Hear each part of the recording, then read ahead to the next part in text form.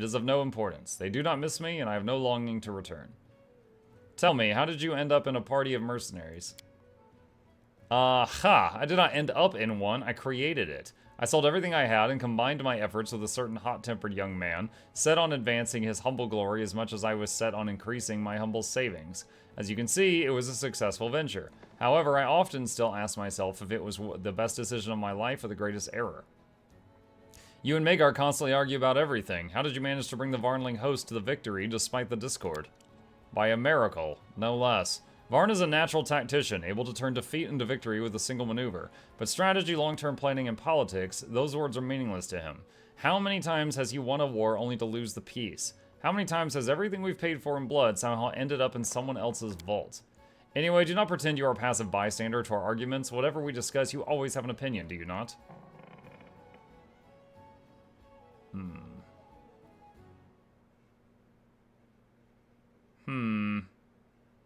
You both defend your opinion so ardently that you often overlook things. Quite right. You often point out something that allows both of us to see a problem from another angle. Let us be honest, regardless of the point of view, Magar Varn and I commonly arrive at opposite conclusions. What do you think about Gunderson? I cannot see any point in keeping that loafer at the capital. To hear him singing about his questionable feats at the tavern and flirting with anything that moves. People like him can be helpful out there in the ruins where they crawl around discovering interesting facts and useful items. I would give him a half-empty purse, perhaps even a bit of magical gear, and send him back on the road. If fortune favored him, he might return with something interesting. If not, then good riddance.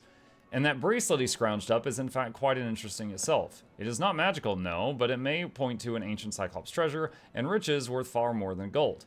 I would like to show this artifact to a knowledgeable historian, but where are we to find one in this backwater? You wanted to talk about something. Yes, that puffed-up fool Varn is destroying this barony faster than we can build it. An alliance with our western neighbor is madness, and now he is sending them gifts. He takes resources we work so hard to obtain, which are so scarce around here, and gives them away freely to our principal adversary. You have your own take on everything. Maybe you could see something I'm missing. Maybe it really is better that I retire. Why should I stand and watch as everything I have built these many years crumbles to ruin? I know not what to do with him, or even how to talk to him. Tell me, what do you think of all this madness?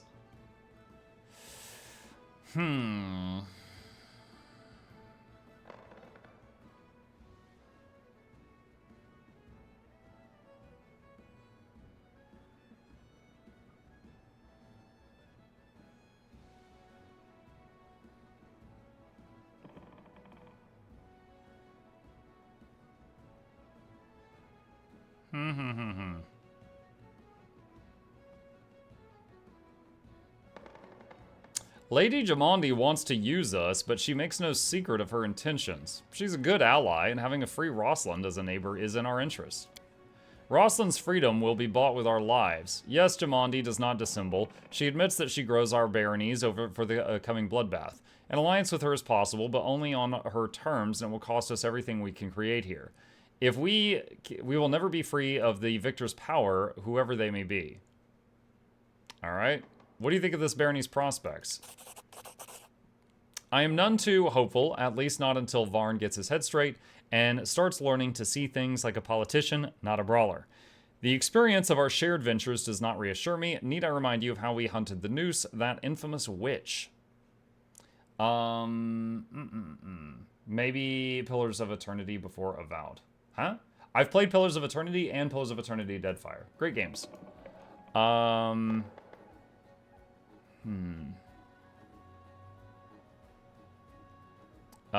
Wait, what? Was that the time we defeated a cunning and powerful enemy using 36 goat horns and a bucket of phosphorus paint?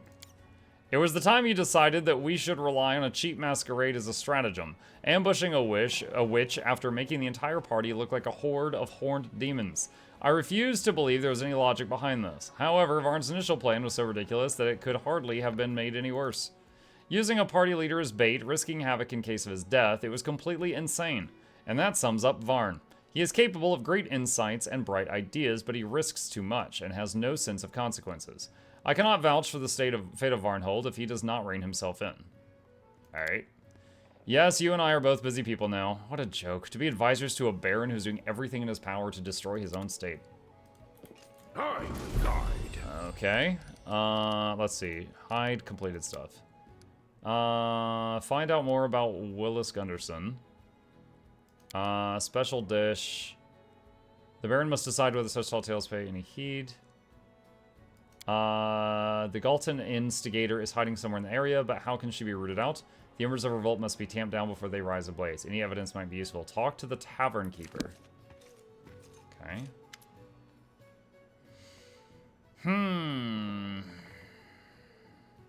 I heard that the owners of a tavern at Blackstone's Ford are murdering their guests. Through the source of information was highly unreliable, a passing bard who reeked of alcohol. We didn't clear the monsters out of these lands just so scoundrels could settle here. Let's check this bard's story next time we pass the place. What do you say of Willis Gunderson? What does your mercenary gut tell you? Gunderson doesn't bother me. It can't hurt to have him in the barony. We still don't have much entertainment here, and that lad is a free circus show for anyone who cares to watch. But that bracelet, you know I sent scouts to retrace Gunderson's steps, but they couldn't find any sign of him. That's one hell of a location. Hills, mountains, gorges, and 1,000 caves. If he lied about where he found it, we'll be looking for its true origin for years, and I don't like it. And I know about a dozen unhappy stories that begin with, an unknown ancient relic suddenly appeared. That's why I'm riding our western neighbor in the Shrike Hills. Maybe they have a good sorcerer or a historian that can help us puzzle out what this bracelet is. After the quarrel with Cephal, you mentioned some letters gave you a headache. You mind if I ask what that's about? I received a letter with some threats. You do know how letters with threats make me laugh. Ha, ha, ha. Magar doesn't laugh, but suddenly articulates each ha, emphasizing his dark mood. As if this whole government headache wasn't enough, now there's another contender from Brevoy scheming for their own piece of pie. I wonder why he dislikes the alliance between Varnhold and the barony of the Shrike Hills. Here, read it if you like. Baron Magar Varn, I'm writing to you as your ally and well-wisher. The reason for my letter is the lack of foresight in your actions. You're trying so hard to become friends with the ruler of the Shrike Hill barony, you invite your neighbor to pay you a visit and even send rich gifts. Have you nothing more to do in your lands? I strongly recommend you to stop flirting with this upstart person and turn your gaze to the affairs of the day. You're trying to cross the path with powerful forces that you can reach you even in your own castle. You should know your place. With wishes of good health and calm sleep, your friend. Did Cephal write this? I'm not certain of the author, but I can make a guess. A few years ago, the mother of this little rat hired us to find him, remember? From the moment we met him, I wanted to tie him to a tree in the forest and leave him overnight just to teach him a lesson. If he wasn't heir to one of the great houses of Brevoy, I would have done just that. Maybe something good would have come out of the little rat.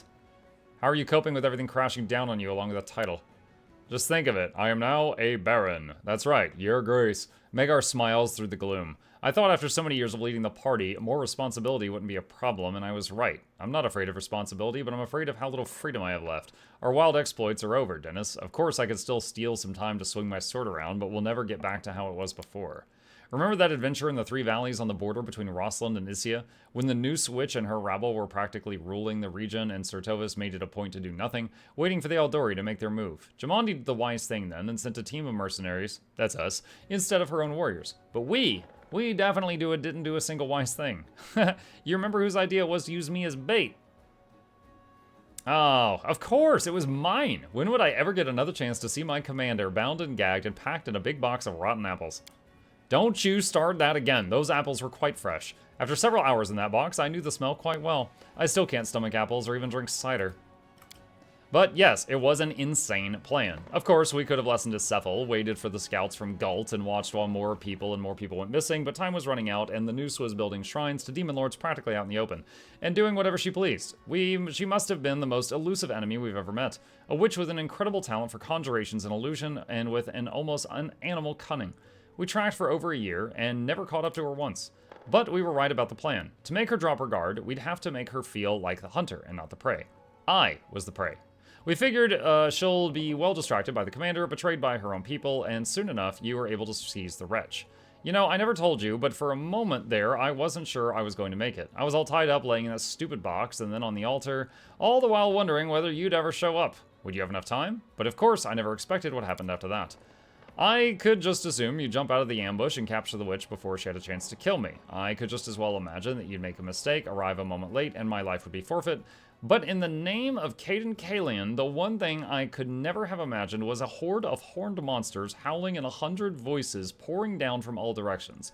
But then I looked more closely at their leader and recognized my loyal assistant, and indeed future general. I couldn't have been happier if you were an angel come down from the skies. Because I was wearing a horn, I was goat horns and fluorescent paint. Alright, I gotta go. So long, friend. Come back soon, either on business or just to chat. Okay, what else we got? Pay a visit to the inn. And... Find this worthy young man. Okay, talk to Wylas some more, okay. Think I should leave before doing myself deeper of embarrassment by a look. Deeper... Blue Rose, you have said nothing to be embarrassed about. You're being too hard on yourself. You've asked some questions, I've given you some simple answers, and you are welcome to ask more. My destination.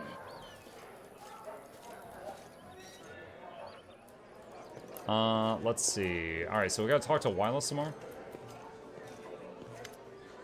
Have you seen the Galton troublemaker, the one who started the uprising in the city? Indeed I have. I was just telling my friends here about that touching sign of friendship and affection that Baron Varn showed me when these troublemakers came in and their silly talk. I had to spend a few minutes explaining to the lady how ridiculous her messages are and how disgusting it is that she expresses them. I told her. So then the troublemakers ran out of town. She's not going to risk crossing paths with me again. I suspect she's on her way back to Gult. Wallace toys with a strand of his hair and smiles cheekily. Tell me about yourself. Oh, I'm quite a boring person, believe me. Wallace's tone makes it clear he's joking.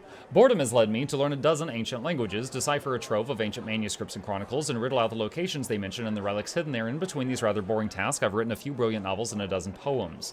Indeed, I've had to flee to this backwater for my admirers and fans, and I do hope that no one here knows the name of Wallace Gunderson, or I shall have to flee again. Fame, I'm afraid, is the most boring thing in the world. Wallace looks at you askance, evaluating the impression that his speech has made upon you. Finally, he turns a little morose. Truth be told, my books are not very popular, and the money I received for the relics was hardly enough to replenish my wardrobe. But it's all well. The grand expedition to the Tors of Lebanese will surely lead me to a marvelous finale, and I've already found something special here. He gives you a charming smile. So what brings a scientist, traveler, and researcher of antiquities to our savage land? The way he says this reminds me of Iron Man being like, Playboy, was it billionaire Playboy, no, what was it? Genius billionaire Playboy philanthropist. That's it. I was led here by some information I discovered while translating the writings on an ancient stone panel. Wallace's eyes burned with excitement. It was a heavy granite slab the size of a door, but a mere pocket notebook for the ones who made their marks upon it. Ancient Cyclopses. It was they who wrote those inscriptions on the slab. Ancient Cyclopses, unlike today's poor savages, were darkly clever. They maintained their brilliant civilization through dreadful magic. And what was on the slab? Nothing terribly significant. It described Cyclops settlements across the Tors of Lebanese and mentioned that incredible magic treasures had been stored there in the past. But that was thousands of years ago. There's scarce a chance that anything remains today. Even that bracelet I found was hardly anything more than a valuable knickknack. But even if I don't find any real artifacts, I will continue my search in the name of science. I see. I'm happy to tell you whatever you like. I think we just leveled up. Thanks for the conversation. Always glad to talk to you. Okay. Alright, so Alchemist leveled up. Let's get that. And bing, bing, bing, bing, bing. And do that.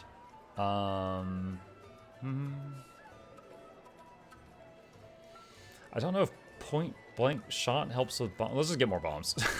It's just every level, more bombs.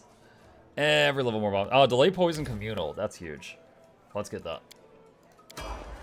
Alright, and then we've got some other ones too. Okay, so the not ranged ranger that doesn't have a pet, worst build I've ever seen, has leveled up. If you don't recognize him, he comes barging into the throne room of the main quest. He was behind the Candlemere expedition. Oh, I do remember the Candlemere guy. I didn't make the connection. Nice.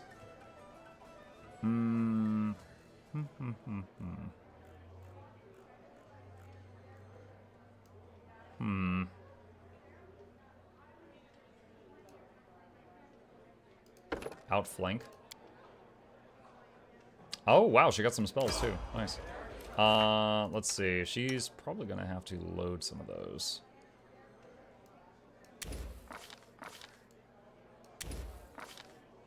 Let's do that.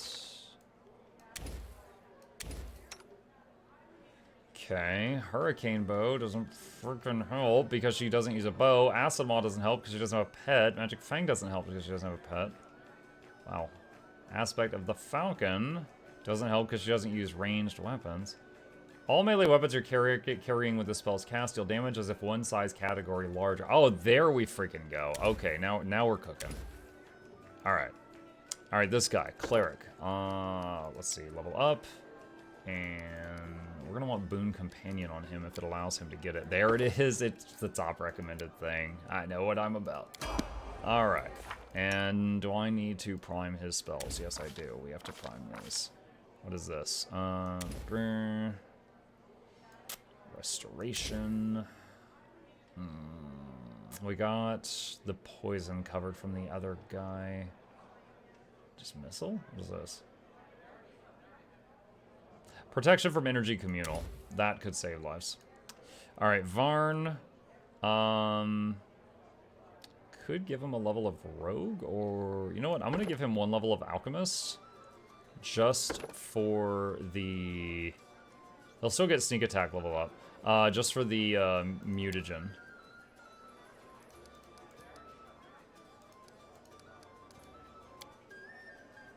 Piranha Strike. Oh, it's a attack thing. Sure.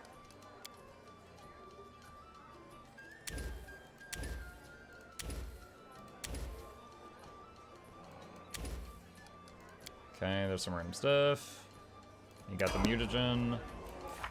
Alright, and then Cephal is a wizard who leveled up. And give him these things. That's all fine. Let's see, greater spell focus is spell focus. Thing is, he doesn't really focus on just one type of spell. Improved initiative. That's fine. Actually, spell pen would be better. Let's see. Pick a thing. We've already got fireball. Haste. Haste is good. I love haste because an offensive spell can be resisted, but a buff spell on you can't be resisted, and then you punch him in the face. They don't usually resist buffed punch in the face.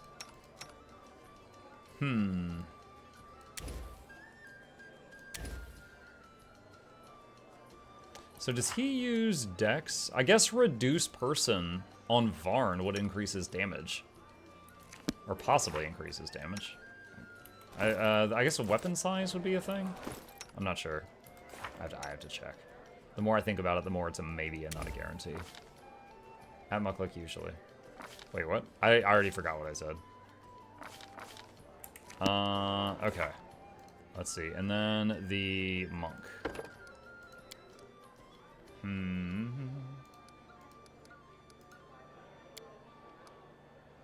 Accomplished sneak attacker, weapon fight. No, this is the freaking tank. Do they have outflank? Alright, so now we got 2 people with outflank. Dragon ferocity. It's like power attack. This person's job is not doing damage. Trip.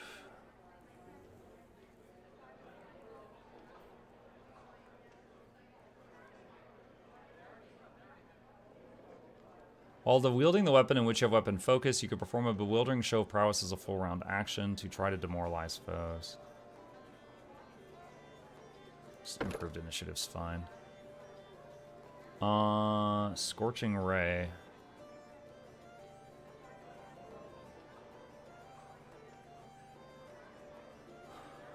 Scorching Ray, I guess? We've already got Barkskin from multiple other people. Okay. Let's do F5. Alright, level ups are complete. Actually, I should rest again now that they've just learned new spells, and that way the spells are locked and loaded. If you reduce person, will they end up unable to wield their weapon? No, when you... so in these type of games, if you do reduce or enlarge person on someone, their equipment changes size with them until it leaves contact with their body. So example, if you cast enlarge person on someone, and they're using a staff, and they get like Godzilla size, and their staff is now the size of a telephone pole, and they throw the staff, when the staff leaves their hand, it goes back to normal size and bonks someone in the head for the normal size. Focus on the goal. That's why a bow and arrow doesn't work, like a bow and arrow doesn't become a ballista on an enlarged person, because the arrows that leave the bow shrink as they fly away. However, there is like, for example, there's a buff called Hurricane Bow that makes your bow simulate being one size larger. But melee people, if you increase them in size, their weapons increase in size, and it's like a giant swinging a sword rather than a person swinging a sword, so the sword does way more damage. Let's see. Wait, what? I'm guarding you red circles and the green circles. I am maximum safe. Also, investigators as you result, the Ember roll and stand down to the blaze, and you also be most useful. Talk to the tavern keeper, who first informed you about the brewing riot. I can see my destination. Okay, so I think I gotta talk to the tavern keeper again, and then possibly, you know what, I'm just gonna rest because it'll teleport me to the tavern. Hey, Muck was on a late shift today. How was Ghosts of Tsushima? It was fantastic. Did like 3 more hours of progress. It's fantastic. Had a lot of fun. Let's see, solid. The tavern owner, Svelid, a freckled halfling, waves to you gladly. Oh, I heard you're the general now. Congrats. This calls for celebration. Do you want a drink or just water while you're on duty? Her wife, Caritas, stops wiping the cups and gives you a wry look. If I had to serve as the general of Varnhold, I'd have to start the day with a glass of gin. But you do that anyway. Who said a tavern owner's life is easier than a general's? I've had a report that a troublemaker from Gult was seen here. Yeah, that scumbag. We've seen a lot like her. She wandered in here talking about tyranny and justice, when really she was looking for something to steal. She came in with a small group. I think they were from a farm that's near the town. They sat there for a long time, saying things that made me sick to hear. First, they were talking about Ignash the sorcerer, saying he was a bloodsucker, tricking the simple people. Then they talked about how to get into the armory to get some weapons. They decided they couldn't manage it. Too many guards.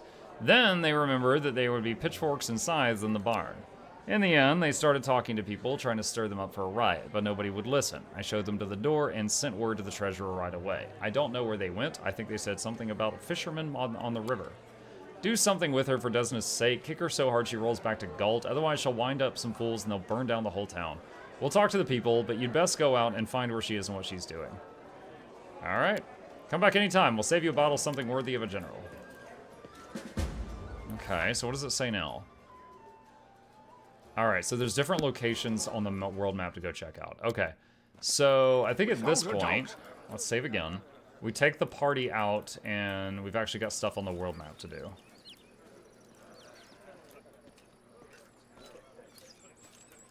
Wait, what? Oh, no. No, I guess not. I guess when they said on the river, it's like here in the town. How you doing? The Barony in Ruins? We are lucky to have a resourceful person like you on our side. Of course you are. Without me, you'd all be paupers. But why are you sucking up to me? You after the beer in my stock? I'm not pouring any today. Don't get your hopes up. Let me see the shop. Alright, sell junk. Alright, that reduces a lot of weight. Add non-magical stuff. Okay, that reduced a lot of weight. Okay. Alright. Mark, I've come to tell you about a game that you might not be on your radar, but I think you probably should be. Rabbit and Steel. Eh? Yeah, it doesn't ring a bell. Does not ring a bell. Focus on the goal.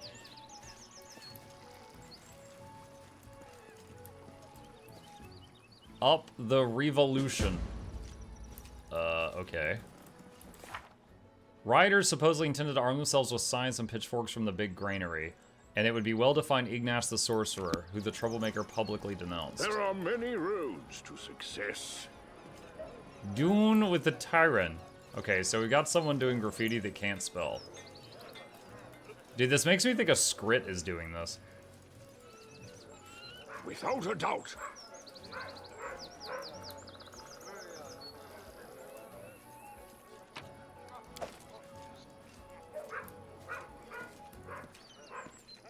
The guard has been knocked senseless, but she's alright. I can see. They took the pitchfork scythes and flails from the barn and anything that could be used as a weapon. A barony of our own, that's quite an undertaking.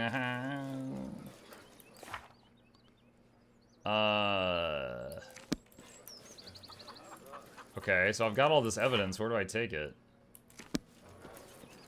Do I take it back to the Baron? I just realized you haven't been doing Dennis's voice.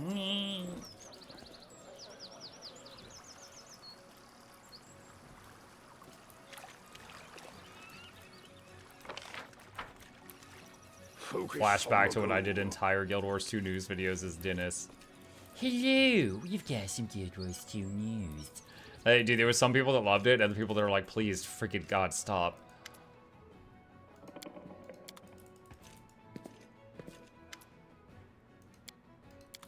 I can see my destination.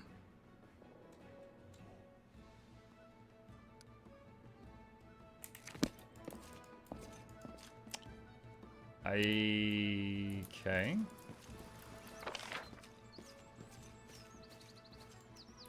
Oh wait, Ignash. Wasn't that one of the people I was looking for? Alright, let's try him.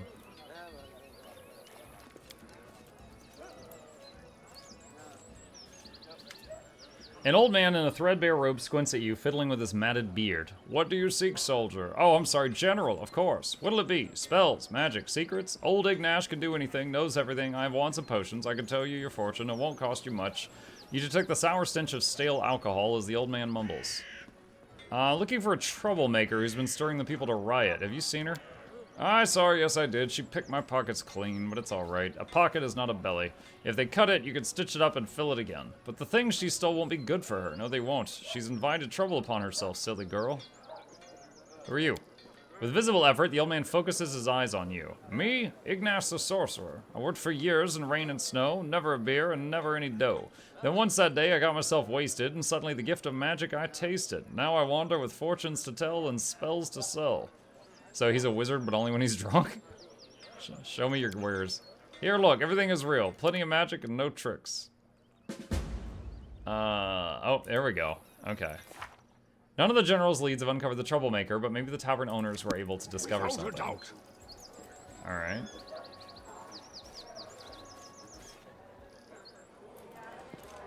Svelid. General Welcome, what do you do? I looked around, but I haven't found the troublemaker yet. Do you have any news? She never appeared in the tavern again, but people are saying... You hear voices and the clinking of iron outside. It looks like a mob is gathered near the tavern. You hear the familiar voices of your guards, and another voice ringing out, yelling sharp slogans about tyranny. Svella turns pale and reaches for the crossbow she keeps under the counter. It looks like you won't have to go looking for her after all. Come on, General, let's give it to these scoundrels.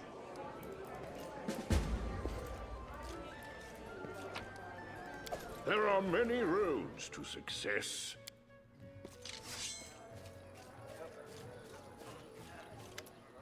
The situation is growing heated. Varn guards, their weapons drawn, stand opposite a group of settlers that are yelling revolutionary slogans. You see some of the local fishermen among them. There's a half-orc woman in the front row wearing a bright cape and shaking her weapon. She's obviously not from around here. Down with tyranny! We will not be treated like cattle. You can't enslave us. Calm down now. Noticing you, the guard sighs with relief. Here's Dennis, the general of his grace, Varn. I'm sure he will deal with your problems, so we can all go home peacefully. Address the settlers. What's the problem here? The problem is the autocracy of the tyrant. Those are just generalities. What happened exactly? Kings, barons, earls, ordinary people are like cattle to the nobility. We will not allow this new state to become yet another prison for the people who groan under the yoke of tyranny. We demand that Magar Varn relinquish his power, proclaim these lands a people's republic, and gather a constituent assembly. Perception check. Knowledge Arcana. And what's this on your belt? Why, it looks like a wand of invisibility. Why do you need that? A wand of invisibility? Old Ignash the Sorcerer had one just like that. Now then, let me see it. Citizens, don't listen to the tyrant's henchmen. Don't give up. Fight for your rights. Don't you see? So long as the sovereign rules over you, no one will care about your suffering. Your cows, your fields, your homes. All this is at risk until you become your own masters. Down with the Baron. The times of the people have come. I don't have good scores for... I can't diplomacy, intimidate, or bluff with this character. And it's not letting me use the dice rolls for the party. This is all just Dennis. Guards, seize this troublemaker. Don't threaten us. We've had worse than you. Settlers draw their weapons, ready to defend their leader. You better surrender while you still can, or we'll slaughter the lot of you. The soldiers approach the crowd. They obviously don't want to fight the settlers, but they won't disobey your orders either. Failed perception. The revolutionary grabs a magic wand from her belt. Before you have a chance to react, she casts invisibility as it disappears. But that was a potion animation. The guards let loose a battle cry and attack the crowd. The first blood drops to the ground. Carnage is inevitable. He's returned!